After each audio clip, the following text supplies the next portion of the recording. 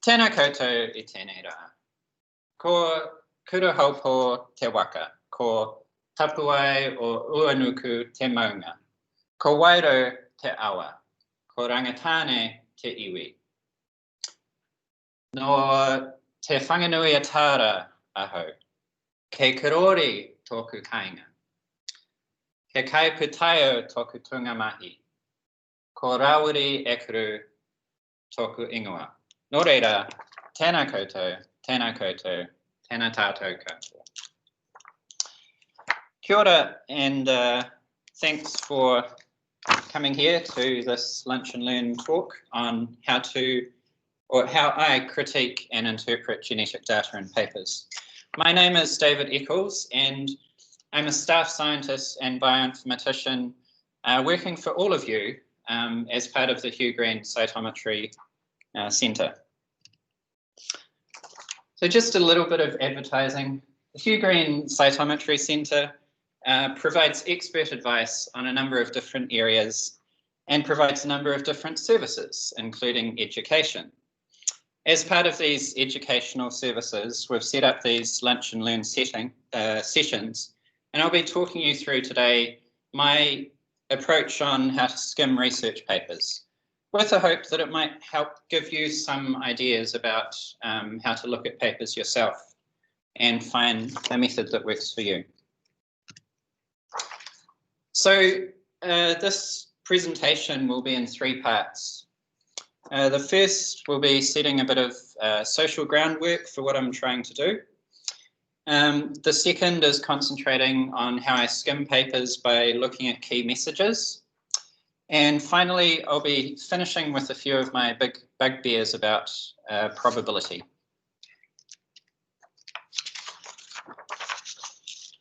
Just to clarify the point of this presentation, what I'd like to talk to you about specifically is related to how I interpret presented results in scientific papers. That may not apply to all research papers. However, most of the stuff that I'm saying should be generally applicable to most presented results in a research paper, even though I am leaning towards the genetic aspects of these things. I want to lead my presentation by introducing you to a paper written by Dr. Maureen Carey and others from the Department of Medicine at the University of Virginia School of Medicine. Now, this is a paper about how to read a scientific paper and was published actually quite recently in a journal about computational biology. So it aligns quite closely to what I want to talk to you about today. In her paper, Dr. Carey presents 10 rules for reading. There are 3 in particular that I want to highlight because they should help if you need, sorry. There are 3 in particular that I want to highlight, but please have a look at the others because they should help you if you need a bit of guidance with where to begin. So the first rule is just talking about papers.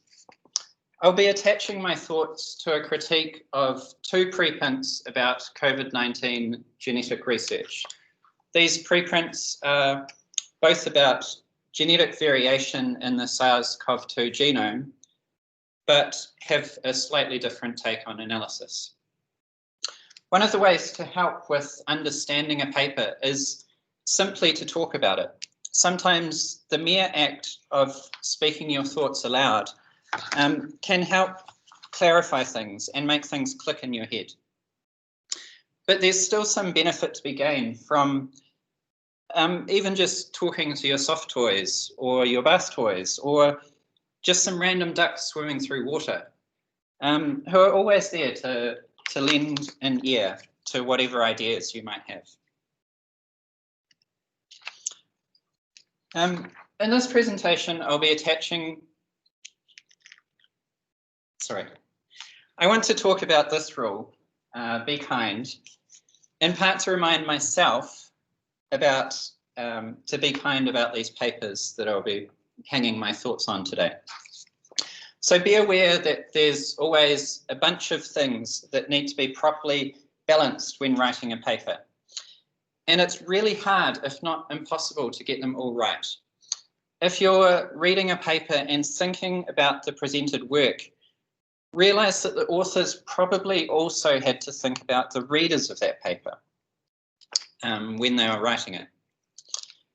And if you can avoid it, try to ignore spelling mistakes, misreferencing, or the omission of something small that you think is essential.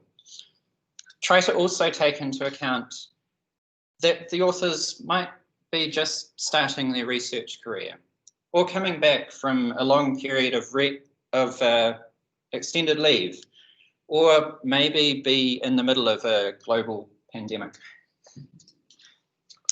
So concentrate on the big picture. Appreciate that someone has devoted a substantial chunk of their time to trying to pass their knowledge on to you. However, it's also important to be critical. Acknowledge that the paper authors have a different perspective from you, and that your own perspective may allow you to see something in their results that isn't explicit in what they have presented. Sometimes we have this idea that research papers are etched into stone and represent research that will never be refuted. But the reality is that science is a never-ending forward and back between different researchers. And it's that forward and back is an essential part of testing and validating guesses about how the world works. It's also worth being critical of your own thoughts as well. You might see an issue with the methodology of the paper. And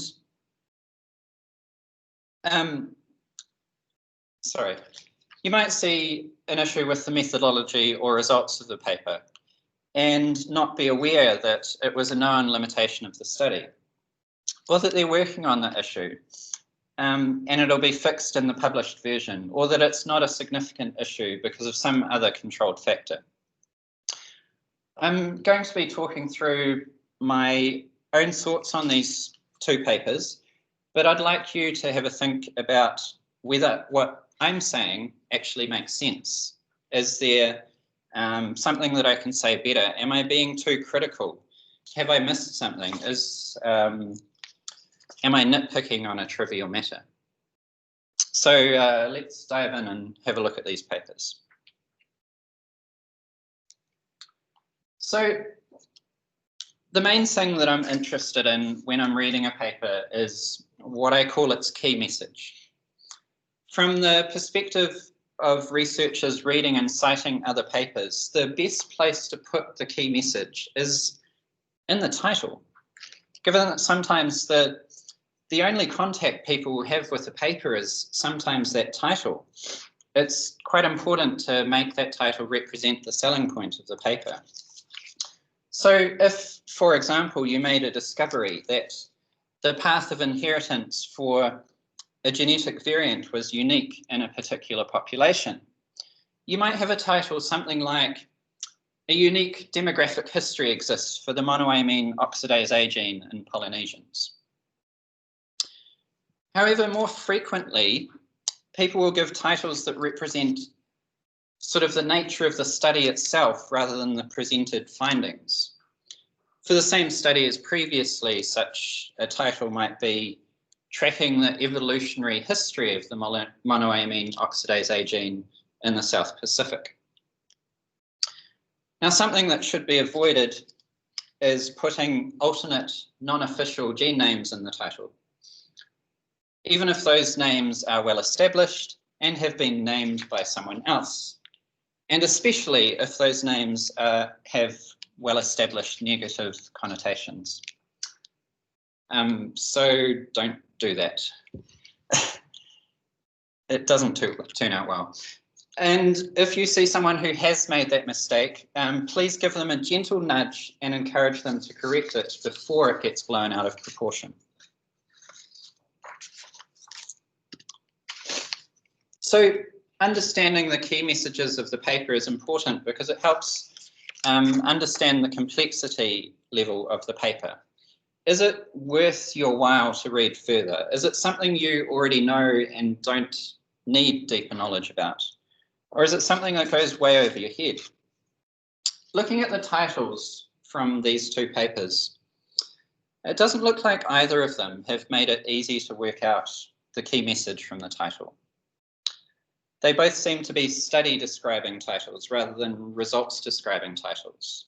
One thing I think about when reading is whether or not I'm left with a hanging what question. For example, the first paper, elucidation of genome polymorphisms in emerging SARS-CoV-2.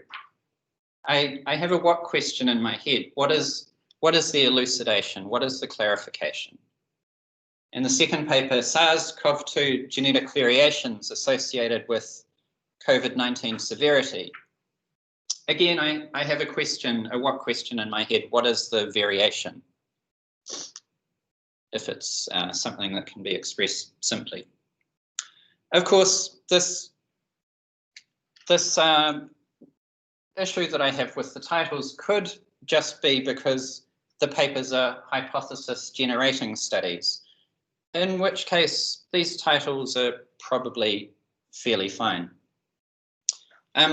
Now, in order to avoid additional journal or author bias in this presentation, I'm going to be referring to these two papers as the elucidation paper and the severity paper. So I next hunt in other areas of the paper that are likely to contain the key message. An obvious place is the abstract, and it is, after all, meant to be a summary of the paper. For the elucidation paper, does anyone want to see these papers? Should I hand them around? I've only got one copy, but yeah. Okay, I'll just go on with what I've got. So for the first paper, I see this in the abstract. India and Nepal have progressively more distinct species of SARS-CoV-2 with variations in spike protein and nuclear capsid protein coding sites. So their results seem to be distinct species of the SARS-CoV-2 virus in India and Nepal. For the severity paper, I see the following descriptive sentence in the abstract. We found that nucleotide variations at genomic position 11,083, located in the coding region of non-structural protein 6, were associated with COVID-19 severity. I really like that sentence. It's very nice and specific. So it's always a good idea to look in multiple places in the paper to see if there's consistency, because those abstracted results might not represent everything. It might be just one of many other results. So the other place I look for key messages is in the first paragraph or so of the discussion, or whatever counts as the discussion. I find this a great place to find a succinct, distilled summary of the results of a paper together with their relevance. In the severity paper, the discussion section is titled as Conclusion and Final Remarks and has the following sentence in the second paragraph. We performed a GWAS on 152 SARS-CoV-2 genomes and identified nucleotide variations at genomic position 11,083 associated with disease severity. I'll put a bookmark here about that GWAS word, which I might comment on later. In any case, this is pretty consistent with the sentence from the abstract. And I can't see anything else in this description, in the discussion, that suggests any other important results. Although there is a little bit more detail about that particular variant. So moving over to the elucidation paper, it has a section explicitly titled Discussion, which is good. in which it has the following sentences. The constructed phylogenetic tree represents the close relationships and divergence in the genomic sequence of SARS-CoV-2 isolated from 11 countries. In two major clades, 1 and 2, Nepal, India, and Brazil have diverged from the other sequences that represent the genetic diversity in the SARS-CoV-2 genome sequences isolated from these regions. Those statements are great summary sentences. They were easy to find, and they include specific information. With regards to consistency, that second bit matches the bit I pulled out from the abstract, and the first bit brings more importance to trees and phylogenetics, which I didn't actually pay much attention to in my first skim of the abstract. The discussion goes on to talk about S protein coding regions and N protein coding regions, which mirrors the spike and nucleocapsid statements in the abstract.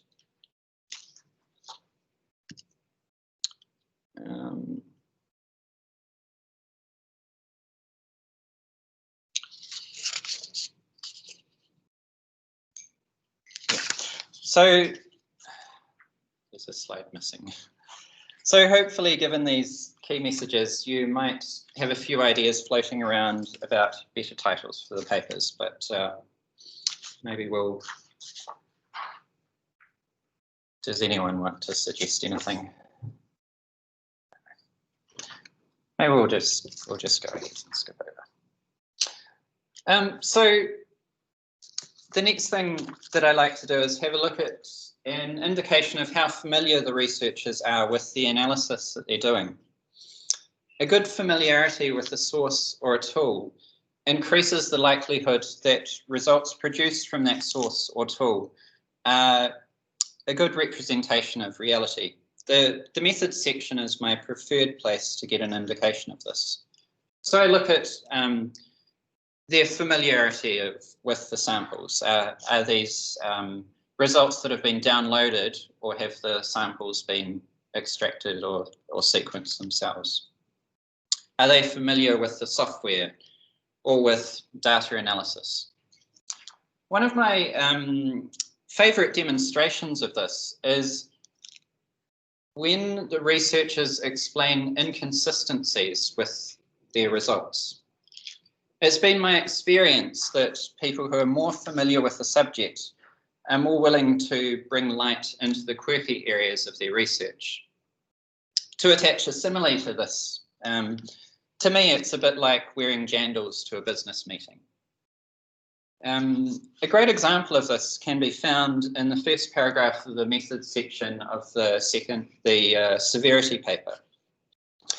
So they downloaded a data set from a public source, but they put in the effort of designing quality checks to check the data. And there was one sample in particular which passed those quality checks, but they still looked at it and saw that it was a little bit weird, and so they decided that it should be excluded anyway. Thinking about familiarity is where I realized that the elucidation paper was more of a hypothesis generating study rather than a hypothesis testing study. There's not really much in-depth analysis or testing going on in that paper. So I want to reiterate that there's not really any best way to read a paper. And what I'm showing you are some of the things that I think about when I'm looking at a paper. There's no correct or incorrect approach. Try a number of different approaches to see what works for you. So another thing I like to look at when I'm reading a paper is what do researchers consider to be normal? Or more specifically, how they represent normality or reference data in their results. In order to show that a particular result is surprising or unexpected, it's a great help if the expected results are also stated, so that the difference from normality can be quantified or at least supported. Perspective matters a lot here. What's normal in the study situation is not necessarily the same as the definition of normal created by other researchers. So sometimes unusual perspectives can help clarify something that wasn't previously obvious. Now, the elucidation paper seems to have phylogenetics as its strong point. So that's where I would hunt around for an idea of normality. So I'm showing here figure 1 and down here figure 2 from their paper. And when you have trees, they have these things called roots, which is the thing from which everything else branches. In this case, they have a root which references the rat coronavirus, which seems reasonable. I also see that this tree also includes some numbers attached to all of these branches. And in the figure legend of that paper, it says that these numbers refer to what they call the bootstrap support of the tree branching. Calling on some of my own knowledge of phylogenetics, these numbers are expressed in percentages, and if a number is 100, it means that you've got high confidence of that split or that branching. However, none of those numbers are particularly high. And so I'd probably say that this tree doesn't give much support to any statement that you can make about any particular bits on the tree. Also, something else that I noticed is that tucked deeply in here is this NC 45512.2 Wuhan Hu1 sequence, which is typically associated with the index case of COVID-19. And it's just sort of tucked in the middle there with no particular annotation, which I found interesting. I could say more about this paper, but I think these figures are sort of enough. The key images that they should be devoting the most of their attention to don't give me good confidence that the key messages are well supported by the available data. So let's shelve the elucidation paper and move on to the severity paper.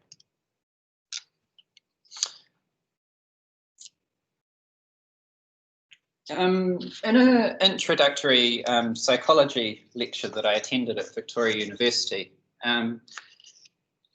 the lecturer suggested 2 questions that should be at the front of your mind when you're interpreting research.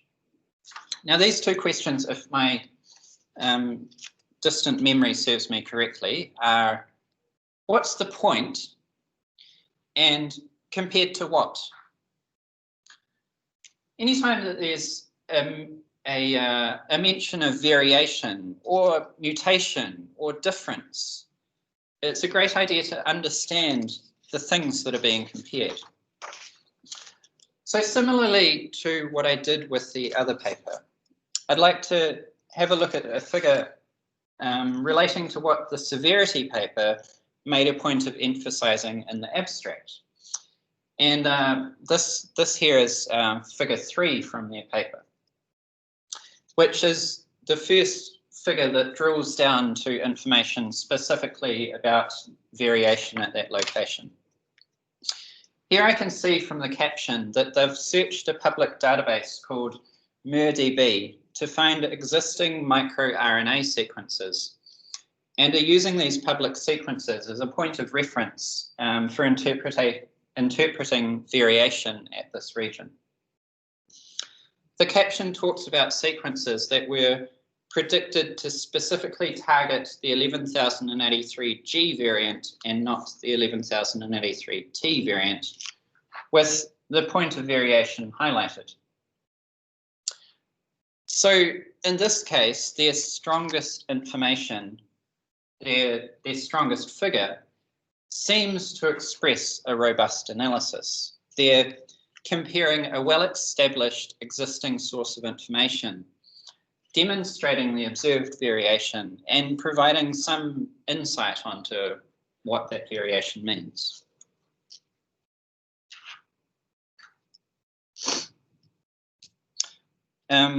So I could keep going, but it's probably best to sum it up by saying that these researchers seem to be always comparing to another stated reference, which I'm really happy about. And they're demonstrating in some way what the reference is. From this, I have reasonable confidence that the results are probably interpretable and meaningful. So I want to finish up with talking about probability, or its frequent friend, statistical significance. My own opinion is that probability should primarily be used as a data filter and not represented as a numerical value or threshold in presented results. It's okay for them to be represented in methods sections if they are used for data filtering, because information about filtering is important for reproducible research.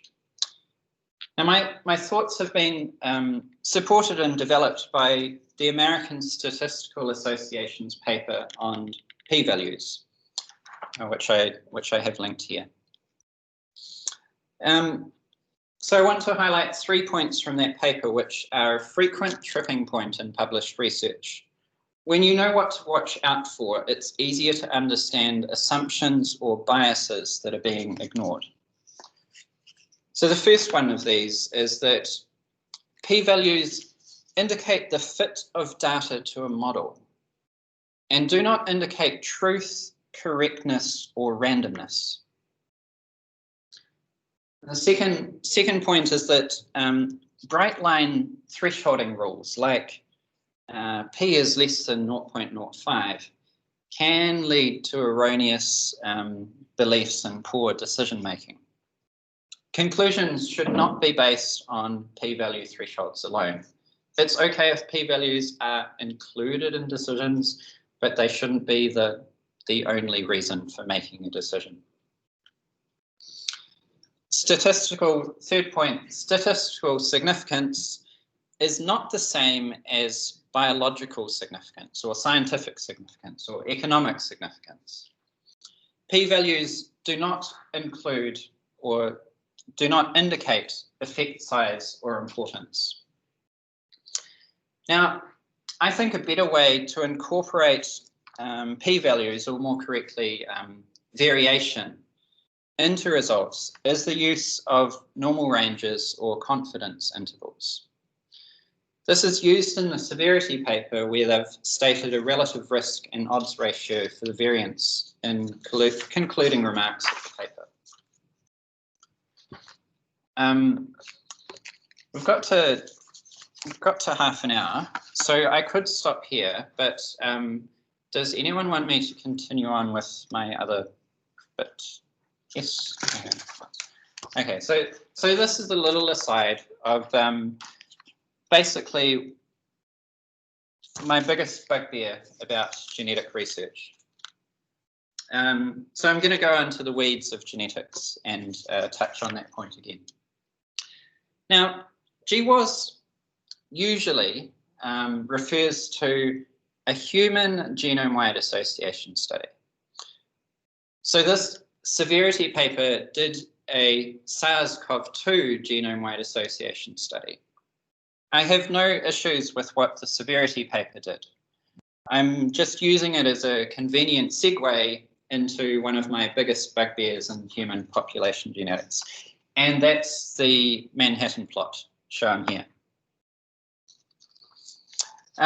This plot in particular shows p-values associated with comparison statistics across the genome for heel bone mineral density. Let me clarify that again. These are p-values associated with the uncertainty in the comparison statistic.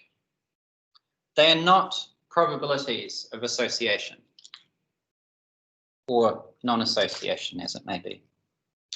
These plots annoy me because they suggest that the p-values represent the truth of a data set.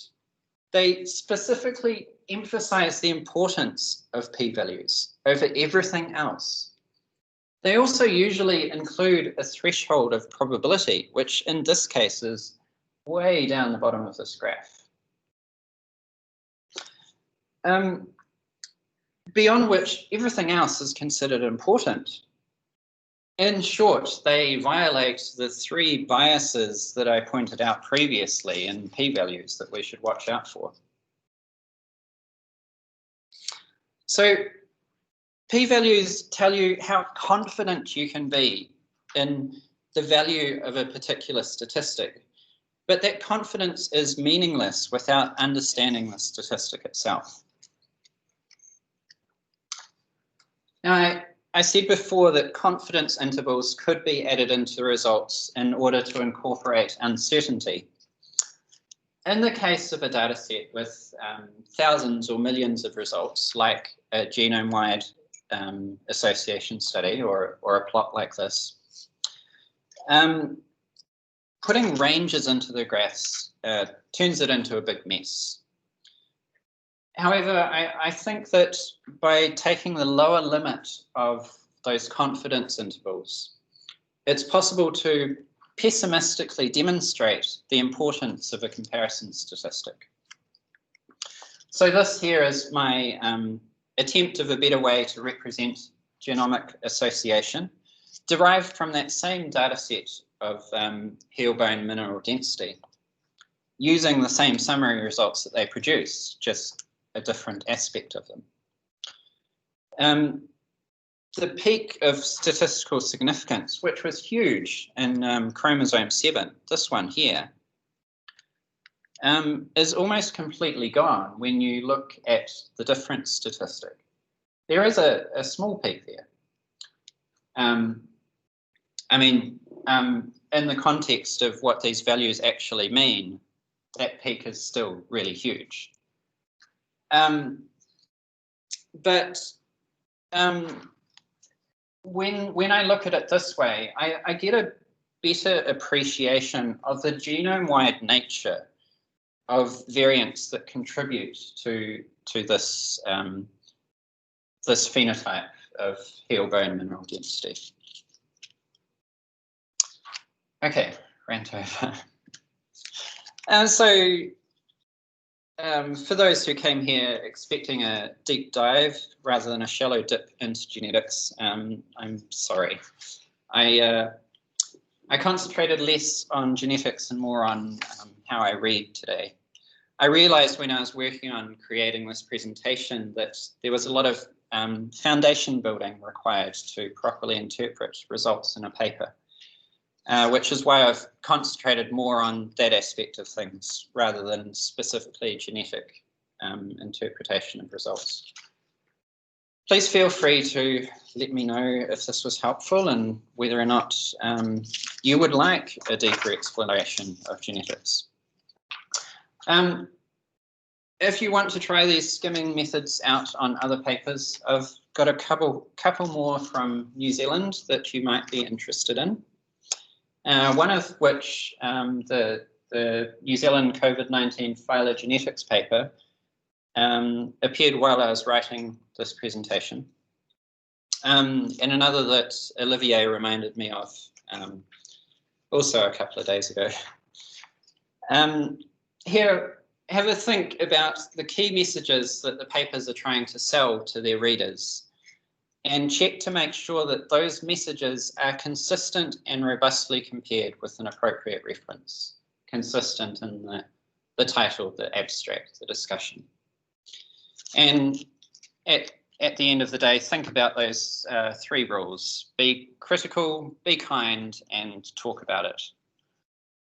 Okay, thank you all for attending, and I'm happy to take any questions that you might have. Thank you.